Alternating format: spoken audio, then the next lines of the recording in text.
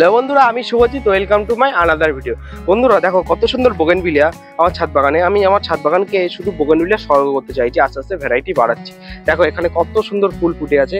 এই গাছগুলো কিছুদিন বাদে সব ফুল ঝরে যাবে। এখন নভেম্বর মাসের প্রায় শেষের দিকে, এই আর কটা দিন হয়তো এই ফুলগুলো থাকবে, তারপর ঝরে যাবে সব ফুল। আমি সারা শীতকালে ফুল পাওয়ার জন্য আজকে আমি সার দেবো।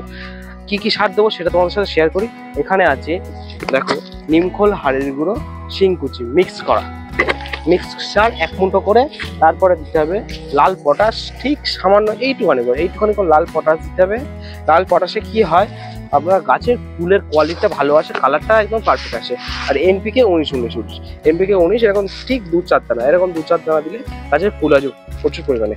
গাছের পিছনে আপনি একটু খাটবেন, একটু গাছের যত্ন নেবেন। যতটা পরিমাণে আপনি গাছের যত্ন করবেন, ততটা পরিমাণে আপনাকে ভালোবাসা ও রিটার্ন ফেরত দেবে। যেরকম একটা স্যাম্পল বলছি, এই গাছের পিছনে দেখুন, আগে 1.5 মাস আগে আমি বসিয়েছি, যত্ন করেছি, ফুল পুরো খাবার টাবার দিয়েছি। দেখুন আমাকে কতটা পরিমাণে ফুল দিয়েছে।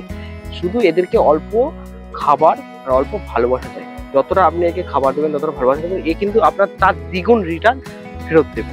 কত সুন্দর দেখুন। আমি আগে সারটা দেবো, ঠিক এই যে 1 মুঠো করে সার নিয়েছি, দেখুন ঠিক এই 1 মুঠো করে জাস্ট ছড়িয়ে দেবো। দেওয়ার পরে ওই সারটা দেওয়ার পরে উপর দিয়ে কিন্তু ওই মাটি দিয়ে দেবো। মাটি দিয়ে অবশ্যই জলটা দেবেন।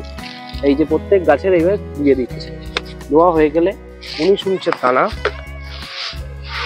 এই 2-4টে 19 দানা ঠিক এরকম কোনা দিয়ে ছড়িয়ে দিয়ে, আর লাল পটাশ, এই যে লাল পটাশ দিয়ে দিলাম।